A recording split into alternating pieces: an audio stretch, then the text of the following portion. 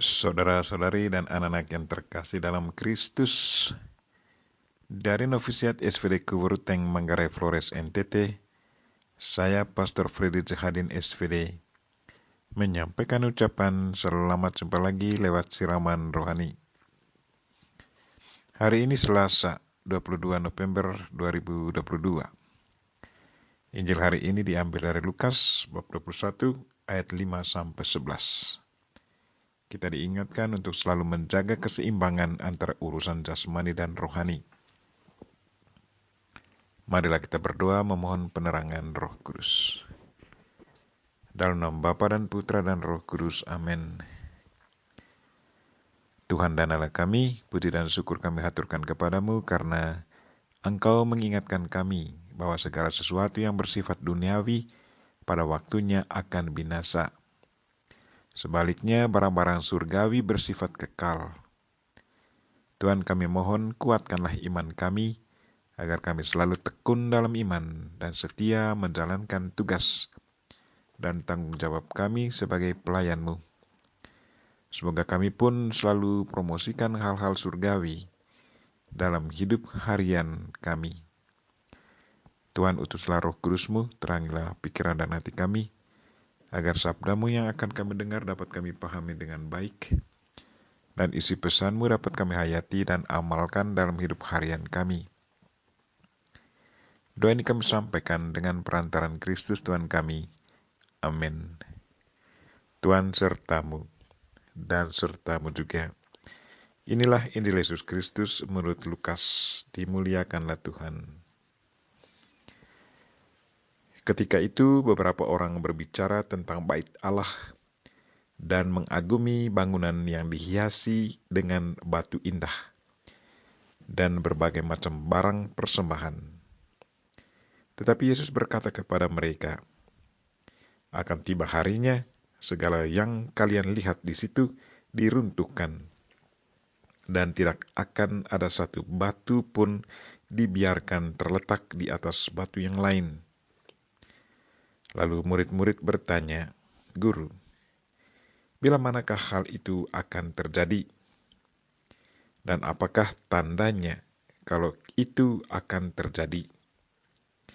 Jawab Yesus, waspadalah, jangan sampai kalian disesatkan. Sebab banyak orang akan datang dengan memakai namaku dan berkata, Akulah dia, dan saatnya sudah dekat. Janganlah kalian mengikuti mereka.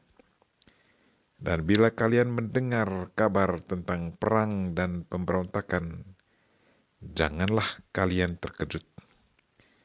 Sebab semuanya itu harus terjadi dahulu.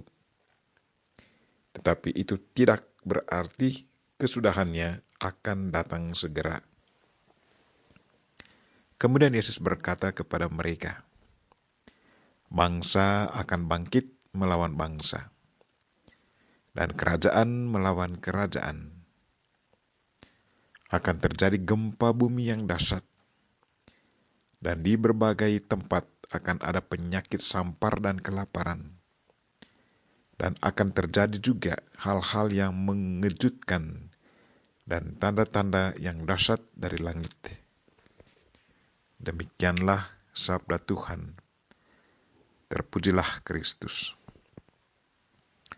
Saudara-saudari dan anak-anak yang terkasih dalam Kristus, tema renungan kita hari ini ialah jagalah keseimbangan antara urusan jasmani dan rohani. Pada suatu sore, saya membaca satu cerita tentang seorang pengusaha muda yang sangat sukses. Dia bekerja begitu rajin siang malam. Dia juga rajin berolahraga, makan makanan bergizi dan minum selalu teratur. Banyak orang memuji kehebatan pengusaha muda ini. Orangnya pintar dan cekatan. Tetapi pada suatu hari, istri, anak-anak, dan pegawai perusahaan sangat kaget karena pengusaha muda ini tiba-tiba meninggal. Suatu pukulan besar untuk istri, anak-anak, dan para pekerja perusahaan. Apa penyebab kematian Katanya karena kelelahan, kurang tidur. Katanya ia hanya tidur 2 atau 3 jam sehari. Selebihnya hanya kerja, kerja, kerja. Ia lebih memusatkan perhatiannya pada kerja, agar perusahaannya berhasil, sementara kebutuhan tubuh untuk istirahat tidak diperhatikannya. Dia selalu makan makanan bergizi, tetapi tidak diimbangi dengan istirahat yang cukup. Ia rajin berolahraga, tetapi tidak beri waktu yang cukup bagi tubuhnya untuk beristirahat. Keterikatan pada program dan kesuksesan perusahaan selalu menjadi prioritas utama, sementara menjaga kebutuhan tubuh yang sehat tidak diperhatikan. Karena ketidakseimbangan antara kebutuhan mental, emosional, dan fisik, maka bagian yang lemah dan tidak diperhatikan harus menyerah, gagal menjalankan tugasnya secara maksimal. Ia mati. Saudara-saudari dan anak-anak yang terkasih dalam Kristus, hari ini Yesus mendengar orang memuji dan mengagumi bait Allah Yerusalem yang dihiasi dengan batu yang indah-indah dan dengan berbagai-bagai barang persembahan. Tetapi Yesus mengingatkan mereka, katanya, "Apa yang kamu lihat di situ, akan datang harinya di mana tidak ada satu batu pun akan dibiarkan terletak di atas batu yang lain. Semuanya akan diruntuhkan." Lewat peringatan ini, Yesus secara tidak langsung mau mengingatkan para pendengar akan beberapa hal penting. Yang pertama, bait Allah, gedung fisik, akan dihancurkan oleh musuh.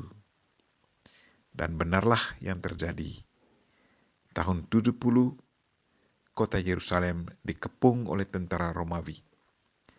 Tentara Romawi dipimpin oleh Titus mengepung dan menaklukkan kota Yerusalem.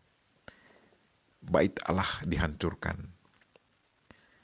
Yang kedua, keindahan dan keagungan duniawi hanya bersifat sementara.